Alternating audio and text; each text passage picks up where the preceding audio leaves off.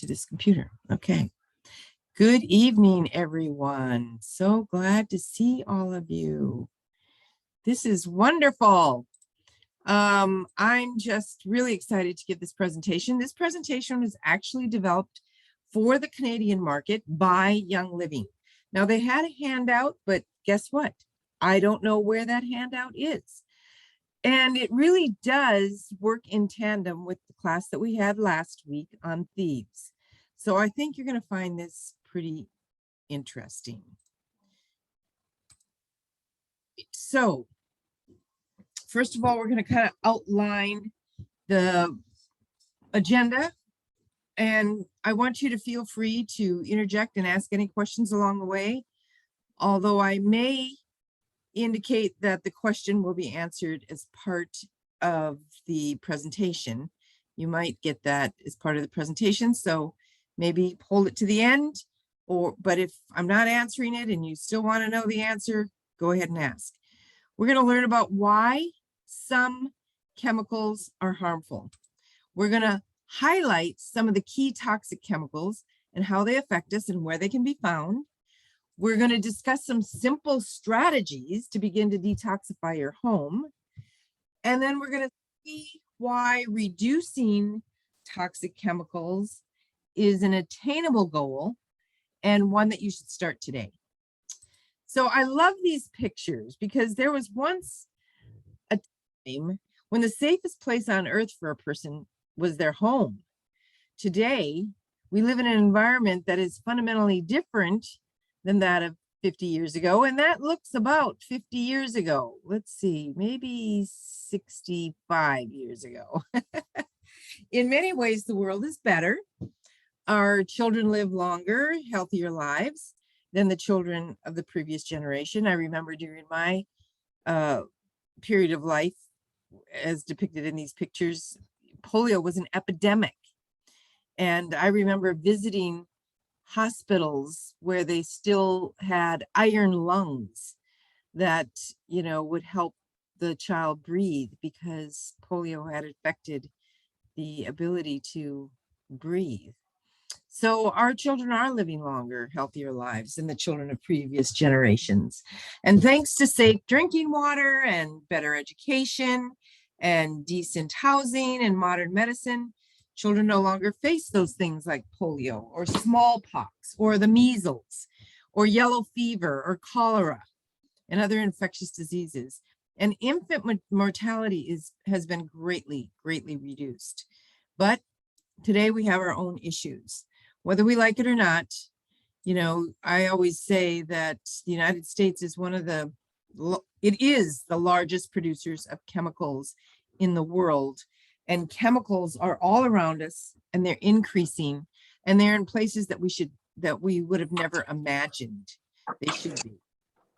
I am going to put you guys on mute because I'm hearing some background noise. Yes. Okay. And if you have a question, you can unmute yourself. No worries. So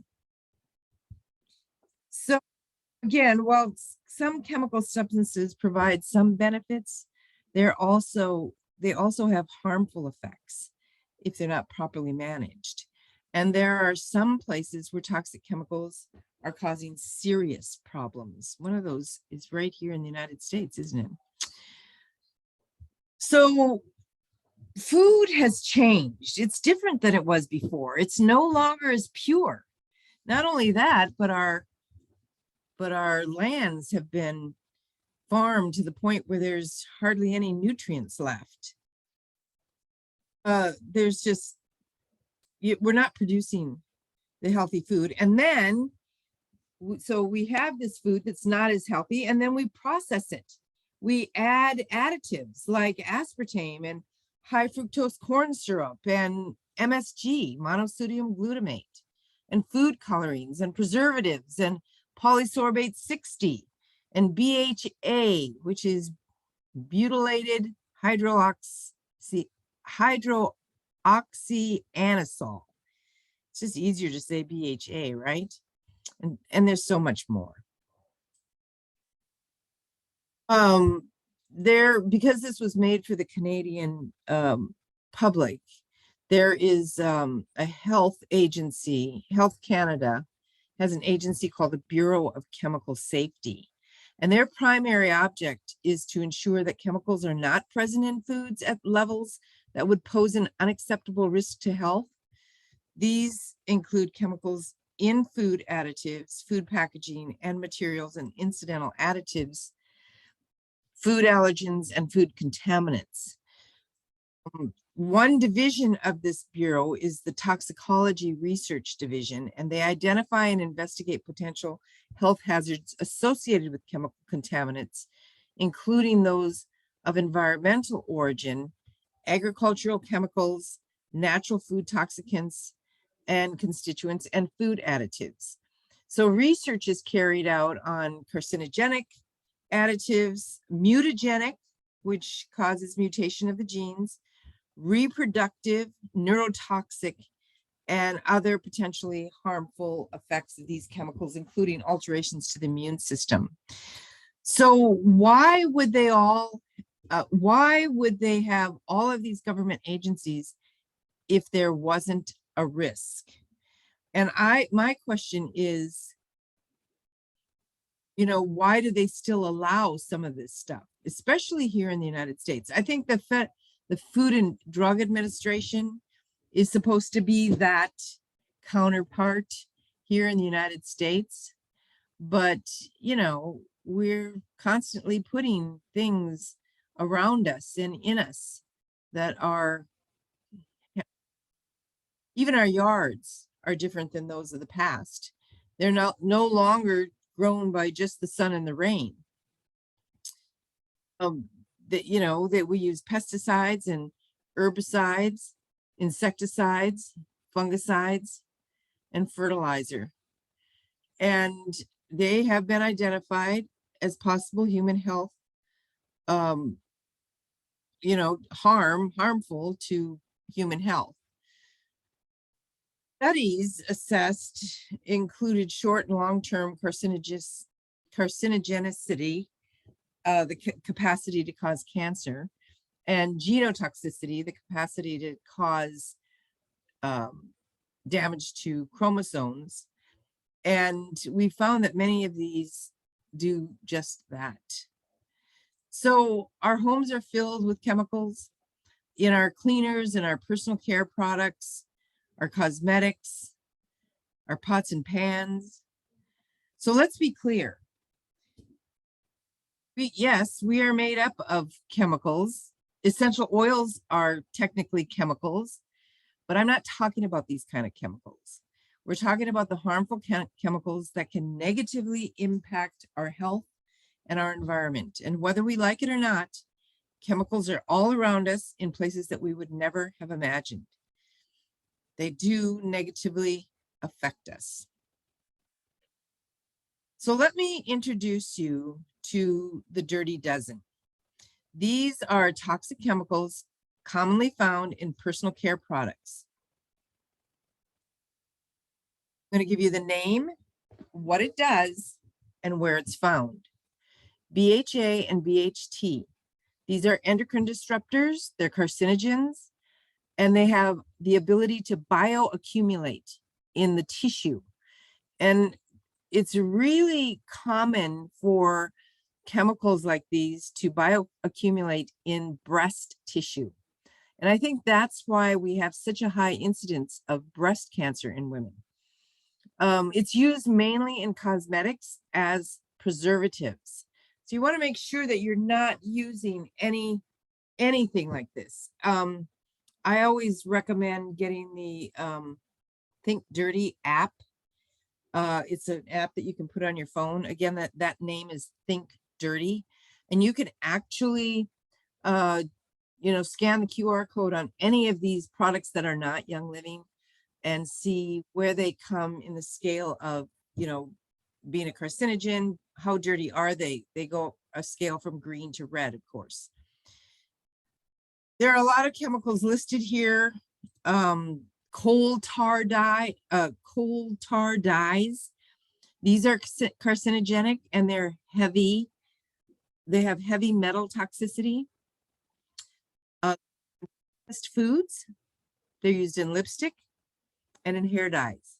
That's why I love Young Living's lipstick. I wouldn't use any other lipstick. There are no carcinogens. There are no artificial dyes.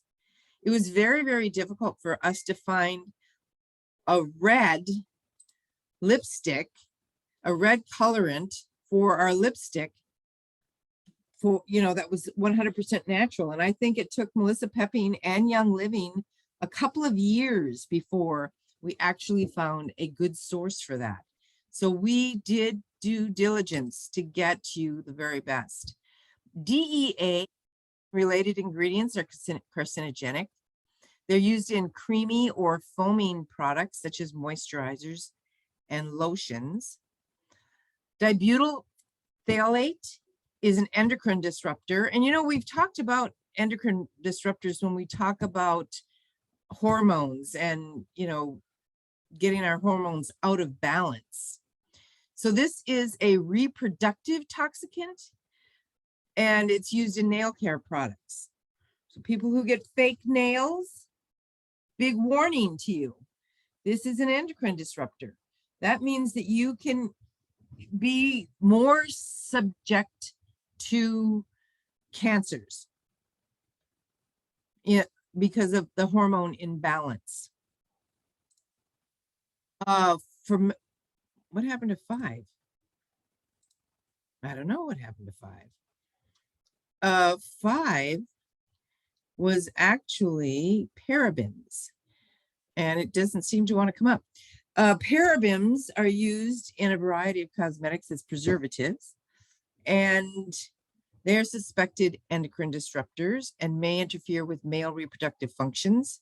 Parabens are the most widely used preservative in cosmetics, and they are also used as fragrance ingredients.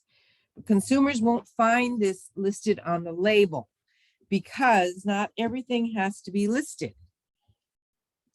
And then number 6 is formaldehyde releasing preservatives. These are used in a variety of cosmetics. They too are carcinogenic. And so we have seen over the years this rise in cancer, right? And when people get cancer, they'll say things like, well, I don't smoke. I got lung cancer and I don't smoke. Well, I eat fairly healthy. How did I get cancer? It's everything that we don't think about. It's all of these other related ingredients that we're not aware of. And so I feel, responsible. I feel the responsibility to teach you.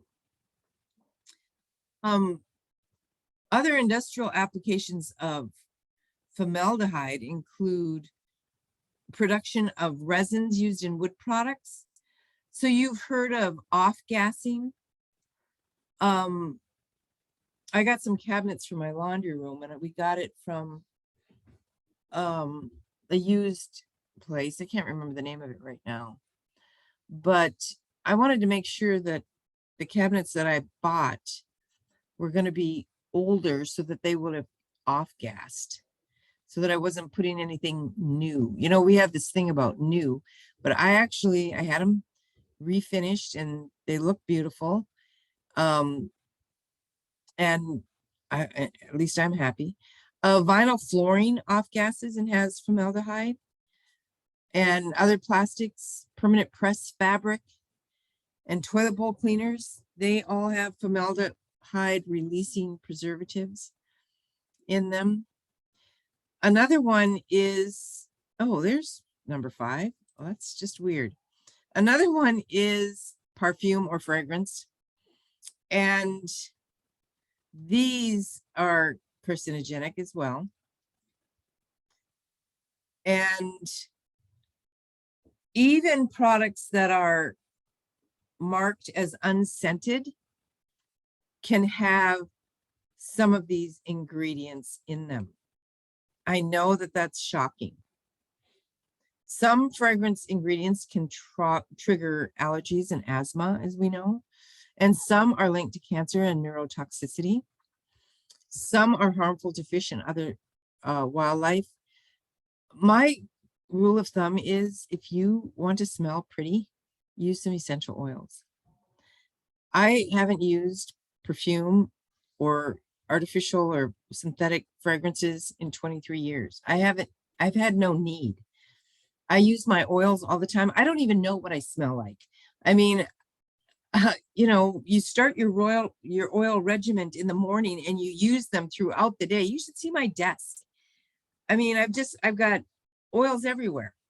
I had a Zyto today, and Melissa came up. And so Melissa's sitting right here. And I'll tell you, the lady who had the Zyto, we put a drop of Melissa in the palm of her hand and had her breathe it in. And she said, and these are her words exactly, "Oh my goodness, that smells beautiful." And I said, "Do you like that?" She said, "Oh, I love it. It's beautiful." And it really, really is. And the nice thing about Melissa, even though it's pricey, is that it only takes a drop. And you breathe that in, and it is just so uplifting and smells so good. I mean, why wouldn't I want to smell like nature instead of some, you know, synthetic thing? Okay, so there are PEG compounds, and these are used in many cosmetic cream bases, and they can be contaminated with 1,4-dioxane, which may be a carcinogen or cause cancer. PEGs, that stands for polyethylene glycols, are petroleum-based compounds that are widely used in cosmetics as thickeners and solvents and softeners and moisturizers. You're going to find this a lot in cosmetic face creams. You know, you see all those advertisements on TV, and it sounds so good to put on your hair or put on your face, and those actresses look so young and their skin is so flawless. Don't be fooled. PEGs are commonly used again in cosmetic based creams and can be very you know, harmful to us. Right, and then there's petrolatum. Anything that's petroleum based is carcinogenic. For example, mineral oil or petroleum jelly, Vicks Vapor Rub. These are used, the petrolatum, I think is how you pronounce it, is used in some hair products for shine and as a moisture barrier in lip balms and sticks and moisturizers. The European Union classifies petrolatum a carcinogen and restricts its use in cosmetics. PAHs in petrolatum can also cause skin irritation and allergies. Another one is siloxanes, and look for ingredients ending in siloxane or methicone, methicone, methicone. These things are used in a variety of cosmetics to soften and smooth and moisten. And these silicone-based compounds are used in cosmetics, like and hair products. They're used so that you don't dry out. You know, they stay moist. And they're also used extensively in facial treatments and facial moisturizers. So watch for that one. And, you know, I have talked about sodium lauryl sulfate for 23 years because it has been directly related to loss of eyesight and loss of hearing. It is carcinogenic, and it's used in just about every foaming personal care product that you buy over the counter. So if you buy anything from Walmart or at a drugstore, or that's a body wash or shampoo or bubble bath or anything like that, it has some sort of sodium lauryl sulfate, and it might just say SLS, and it might be laureth or laurel, but it's used in these foaming cosmetics, and it's common in shampoos and shower gels and facial cleansers. And it's also found in household cleaning products like a dish soap. And look also for related chemicals, sodium lauryl sulfate. You know, anything that sounds like that. Another one that I've talked about for 23 years is triclosan or triclosan. This is used in antibacterial cosmetics. It's been used in toothpastes, in cleansers, and antiperspirants.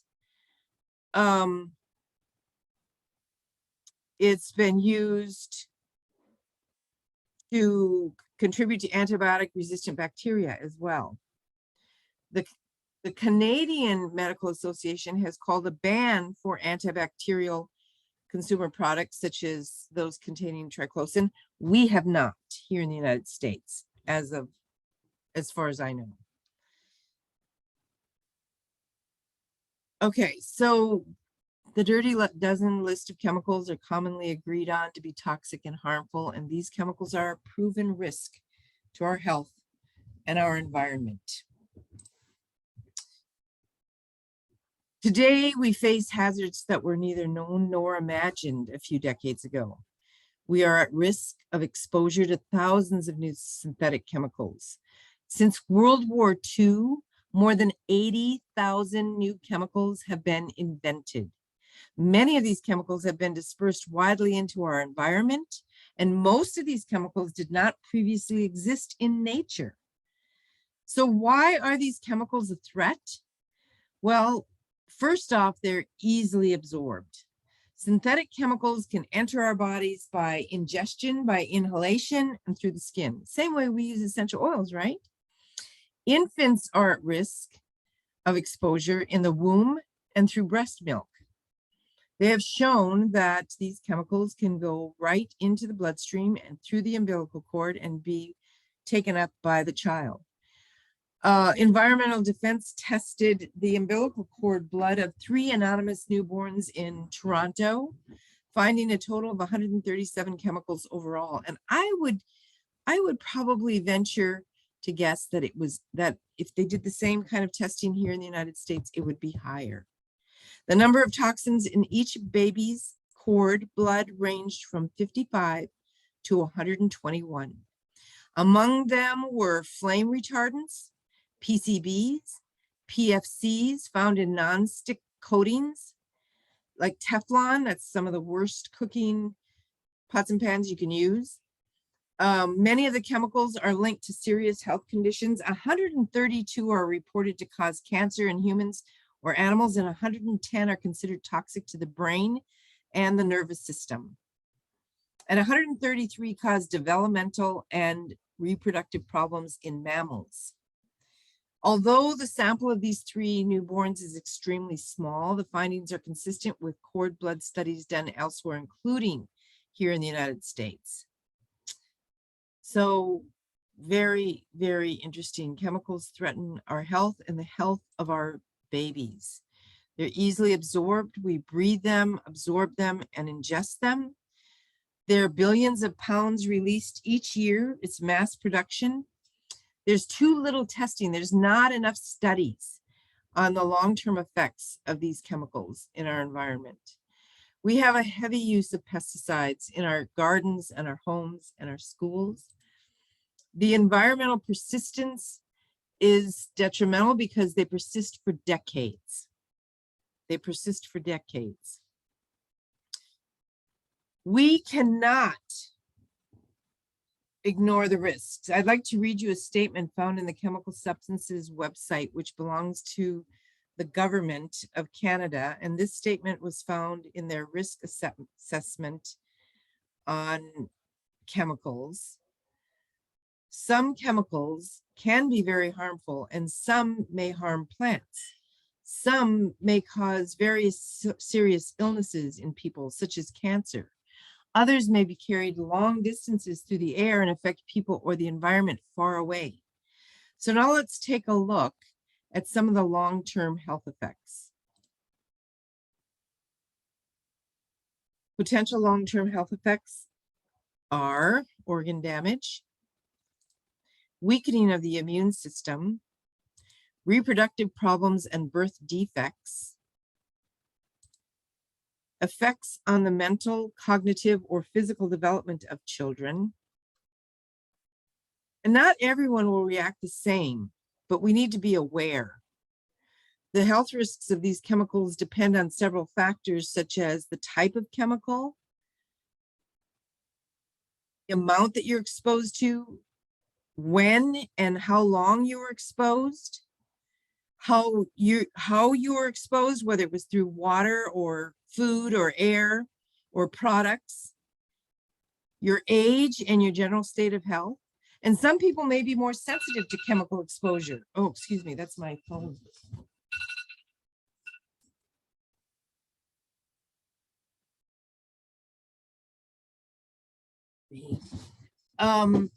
You know, like myself, I was more sensitive to chemical exposure in the Gulf than my husband was. So, you know, we're all a little bit different. Groups that may be at higher risk include children, pregnant women, and seniors, of course. And then last but not least, we have cancer. And all of these risks we cannot just turn a blind eye to. And we should really be advocates in our communities, in our neighborhoods, you know, nationally, statewide, on the problems and get rid of these chemicals in our environment and in our water and wherever else it is. Here are a few terms that you may have heard of, but if not, let's just do a quick review before we take a closer look at some of the chemicals or substances that we need to educate ourselves on. Endocrine disruptors, chemicals that may interfere with the body's endocrine system and produce adverse developmental, reproductive, neurological, and immune effects in both humans and wildlife. Carcinogens, identified by their ability to cause cancer in exposed workers, other human populations, or in test animals. And bioaccumulation refers to the accumulation of substances such as pesticides or other chemicals in an organism. So we're going to introduce a number of concerning chemicals to watch out for you. You will hear the phrase endocrine disruptor come up a number of times. For me, this is one of the most concerning because it affects virtually every process of the body. And we'll do a super quick biology recap here. We're going to talk about the pineal gland. It produces melatonin, which affects sleep patterns. And it is a serotonin-derived hormone. We also have the hypothalamus. And if you listened to my classes in the past, you've heard me talk about these different glands, organs, and systems that we're going to touch on. The hypothalamus controls body temperature as well as the thyroid. It also controls hunger and thirst and fatigue and sleep. It's an important aspect of parenting and attached behaviors. So, is there anyone having trouble sleeping? Both of these are part of the endocrine system. And if you're using endocrine disruptors, it's no wonder. The next one is the pituitary gland. It helps to control growth. It's the master gland.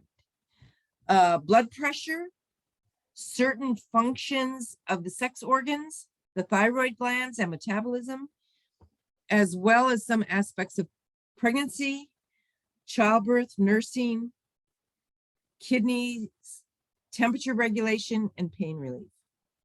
The next one is thyroid.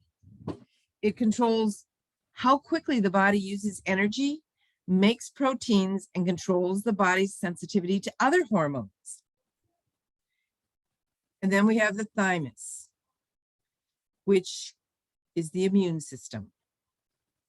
We also have the adrenal glands, which produce hormones that you can't live without, including sex hormones and cortisol.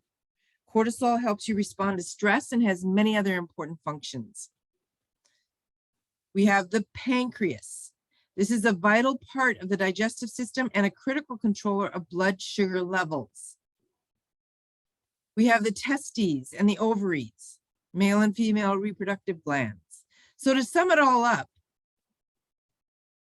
we see that the endocrine system regulates sleep, the immune system, reproduction, digestion, energy, and well, basically every function of the body in one way or another. Are you comfortable with the uncertainty of the cumulative effects of so many kinds of chemicals? I should hope not. So in isolation, a substance, let's say hair dye, can be relatively safe, but can become harmful when combined with another substance. So be careful of the consumer cocktail. You may think, well, there are such small amounts of chemicals or toxins in these products, there's just no way that they can really affect my health much, right? But the EPA has stated that small amounts of chemicals are not harmful to the body. But what happens when they add small amounts from every product that we use every single day, week after week, year after year, for our entire life? A small amount in your soap, a small amount in your personal care products. So we have hair dyes. We have vehicle exhaust. Oh, look at them all. We have cosmetics. We have cigarette smoke. We have industrial processes, pesticides, plastics. All of these little things add up to big problems and can be a significant burden on your body. Additives in food and medicine, plastics, heavy metals, all of this, cleaners and disinfectants. So if you picture yourself as a glass and you keep adding liquid to it, eventually it's going to overflow. And that's basically what body burden is. You're fine until one day you're not. And I don't know if anybody can relate to that or not. But have you seen this happen? Consider this. Some chemicals accumulate in our bodies over time. Impacts may show up long after we've been exposed. Some chemicals can become harmful or more toxic in combination with other chemicals. Chemicals can have more impact during certain periods of development, like in the womb or in infancy or even in puberty. That's why we have to be so careful with our kids. Even tiny doses can be very, very potent. So here's that bioaccumulation, which is also referred to as body burden. It is the accumulated total of chemical toxins in a human body. Continued exposure overloads our natural detoxification system, and it leads to a buildup in our bodies. But it's such a small amount.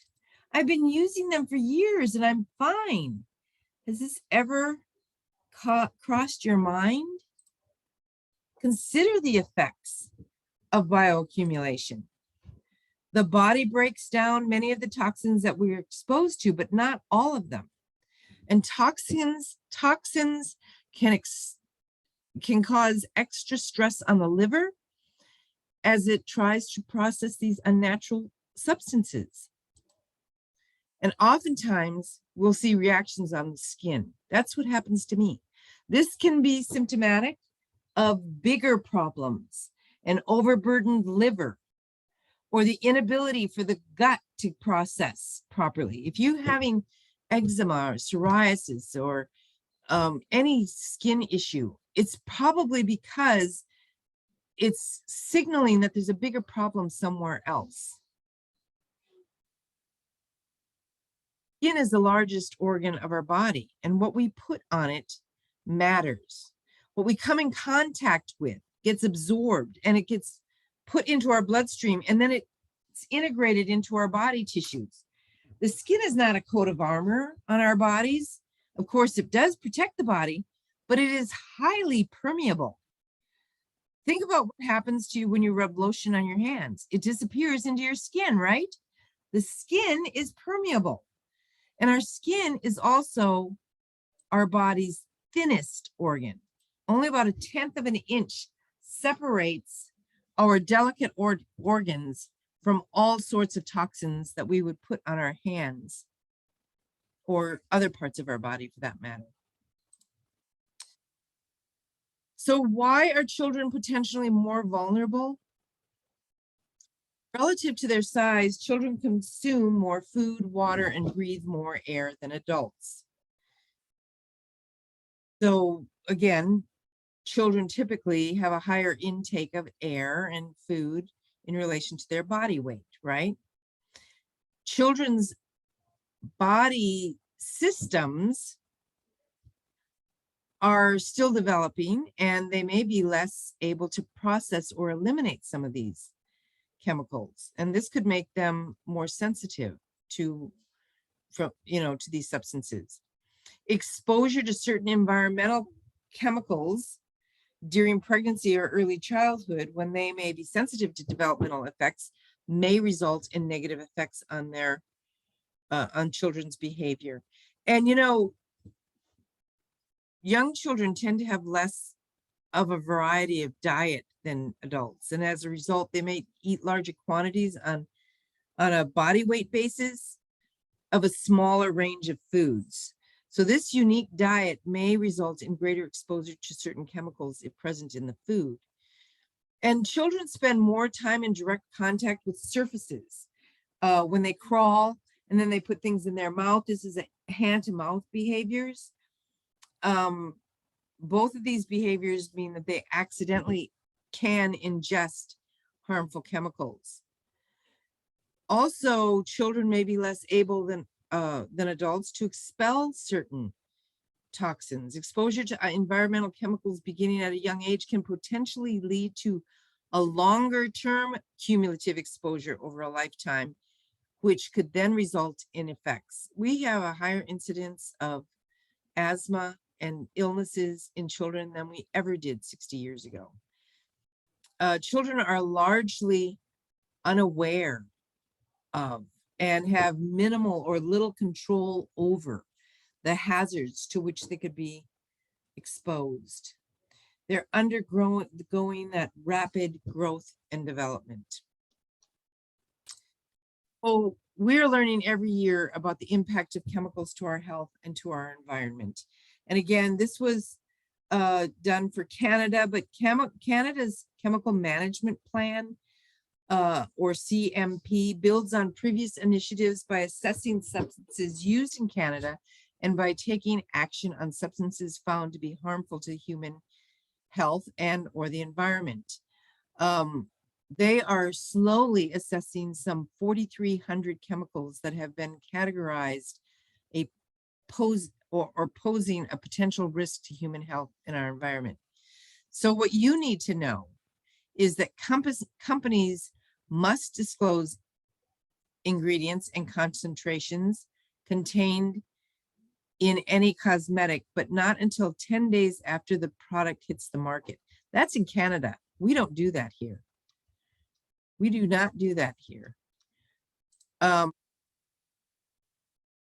So cosmetic labeling is important. Manufacturers are required to disclose cosmetic ingredients. We are not here in the United States. Formaldehyde is rarely listed, although it's contained in many cosmetics. Household cleaner labeling. Unlike cosmetics, the disclosure of ingredients is voluntary for general consumers such as household cleaners. So what can we do? I think this is really what you've been waiting for. It's so important for us to educate ourselves like we're doing today and find out what toxins we are regularly exposed to, ways to limit or reduce our exposure, and also use safe and effective alternatives. Don't be overwhelmed. Educate yourself on ingredients to avoid. It's not enough to be aware. You've got to take action, and focusing on things that you can control by replacing items that you use most frequently. When you know better, you do better. So become aware. Know what ingredients to avoid. Take action and replace items used most frequently.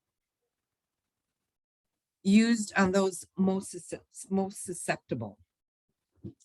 Replace items used on those most susceptible. In other words, our children. Okay, so consider the items that you use. Which items are you exposed to every day in the morning? Let's start with those items we use most, and those that we use on our little ones. What are the regular household tasks that you perform using products with potentially harmful chemicals? And what's in the food that you eat? Products do I need to take a closer look at of those ingredients? Replace the non-negotiable. How many of these on your list are things that you're just not sure of? The first step is focusing on the things that you can control by replacing items that you use most frequently. And when you know better, again, you do better. Do you want to be using safer products in your home with your children? I would hope so. Air fresheners, toothpaste, hand or body soap, dish soap, household cleaners, laundry detergent, and dryer sheets. Dryer sheets are so chemically laden, and the food that we're eating. So how do we know what to replace them with? Which products can we trust? Well, this is where Young Living is here to help. Young Living is known for its large selection of pure, authentic essential oils and essential oil-based products, and we have a wide selection of safe, naturally derived plant-based products for the whole home. Young Living has great alternatives to harsh cleaners and personal care products filled with chemicals. And Young Living cares deeply about people and integrity. It cares about wellness and has created some of the highest quality, most effective and purest products to help people just like us to reduce the risk of toxic chemicals. Here's our quality from seed to seal. At Young Living, we take our stewardship of the planet and its inhabitants very seriously. Of all the essential oil companies out there, why would you choose Young Living above the others? And what makes Young Living stand out? We diligently scrutinize every step of our production process to bring out the purest products Earth has to offer, and we call it our seed to seal. And it's not a slogan, it's our calling. We have a commitment. We have a commitment to the human beings out there. So Thieves is a proprietary powerhouse. Here's the short version, basically. It's an oil blend of cinnamon, lemon, rosemary, clove, and eucalyptus. We use radiata here in the United States. This particular blend was inspired by the legend of the 15th century French thieves who formulated and wore a special aromatic combination of these oils and other botanicals, and they believed that these things provided them protection while they were stealing. French authorities recognized that there was such value in this mixture that upon the thieves' capture, they received a more merciful punishment on condition that they divulged the ingredients in their secret formula. And so, crafted in the spirit of that legendary combination, Young Living's one-of-a-kind Thieves blend can be found in all of our Thieves products, featuring the powerful essential oils of lemon, clove, cinnamon bark, eucalyptus radiata, and rosemary. Thieves imparts a spicy, welcoming aroma wherever it's used, and possibly our most versatile and beloved blend. Thieves is an important ingredient in our home cleaning and our personal care products, replacing harsh chemicals with pure and powerful essential oils and other naturally derived ingredients. It's an all-in-one concentrated household cleaner. We have oral care products, toothpaste, mouthwash, dental floss. We have dish soap, we have hand soap, and we have laundry detergent. That's all with the Thieves product in it. For our personal care, you can visit your Young Living virtual office and you can find all of our personal care products listed there, but they're free from harmful chemicals found in many of the mainstream skin and hair products. And Young Living's beauty products contain all natural ingredients infused with essential oils. These precious oils are a centuries-old beauty secret that can refine your complexion and appearance. There's the Art Skincare with cleaner with the foaming cleanser, the toner. You can get the mask, the cream mask. We have lip gloss, we have lipstick, we have facial scrub, we have hair products, and we have the Mira shave oil. Oh my gosh, we have so many wonderful products. And then we have Ningxia Red, which is a powerful drink that contains a super blend of berries, including whole Ningxia wolfberry puree. And this has been cherished for centuries for its energy and longevity benefits. I would not be without it. Ningxia Zing, it's in a different can for us. It's hydrating. It's a powerful antioxidant. It's a superfood fruit drink, and it's infused with essential oils and Ningxia puree. The wolfberries are a Chinese national treasure, and to the people of Ningxia province, a bowl of fresh wolfberries a day is part of their life. In fact, even today, the Ningxia wolfberry is considered a national treasure. In ancient times, the Chinese people were said to have 3 cherished foods. They were ginseng, lingzi, and wolfberries. So if you want to know what is in Ningxia Red, it is a blend of blueberry, aronia berry, cherry, pomegranate, and plum juices. There's natural stevia extract in there. There's grape seed extract. There's pure vanilla extract. And then there's essential oils of orange, yuzu, lemon, and tangerine. Its health benefits include support from head to toe via a whole body nutrient infusion. You know, us Young Living gurus have always touted Ningxia Red as keeping us from getting gray. I mean, gosh, to think that I'm going to be 70 next year. I have a little gray. I just need to drink more Ningxia Red, right? The Terry swears by it too. She's going to be 70 next year as well. She probably doesn't want me to tell you that. So the whole Ningxia wolfberry and other nutrient-dense fruit juices make Ningxia Red the perfect choice for supporting your health. And then I just really like the Zing. Sometimes I'll mix the Zing with the Ningxia Red, and then I top it off with a little pineapple juice. The Zing actually has added vitamins and delivers 35 milligrams of naturally occurring caffeine. There's no caffeine in Ningxia Red.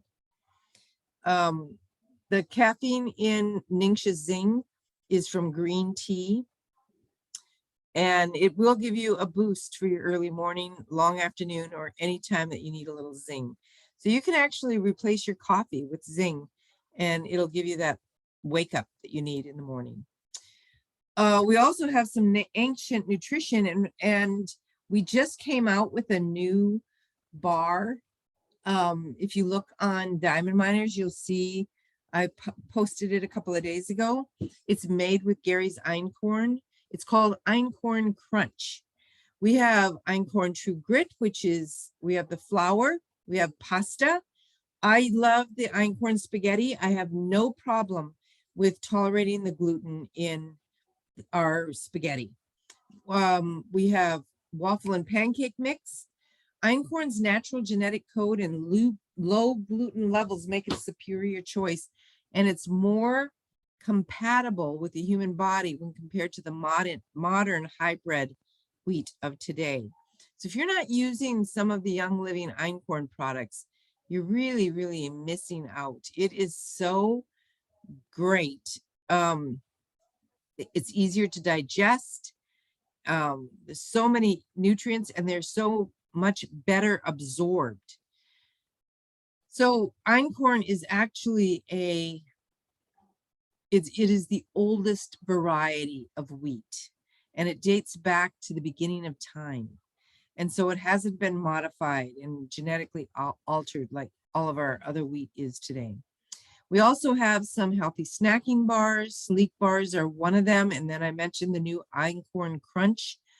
These have a medley of exotic fruits, nuts, and science creates the perfect functional nutritious snack with the Sleek bar. I love the idea of using natural products, but I'm on a budget. Don't spend more, just better. In 2014, Canadian households spent over $1,000 on products with chemicals that were making them sicker. So if you're spending money here and it's making you sicker, why don't take that same money and spend it here and get a better bang for your buck? I love that when I make a purchase through Young Living, we vote with our dollars. And we also love that with every purchase, my money isn't going into the hands of a company who doesn't care about my health or my family's health. So what if we took that money then that we're spending on products that may be contributing to sickness and allocated those same dollars back into the building of healthy homes and healthy bodies? That's what I'm asking you today to do. So if you haven't already started the journey, think seriously about it. It's easy. Try a new product every month. This is the way to do it.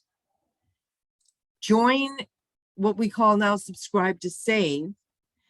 And it is Young Living's loyalty program, and replace those toxic products. Within a quick 12 months, you will significantly reduce the impact of toxic chemicals in your home. It's all about simple change.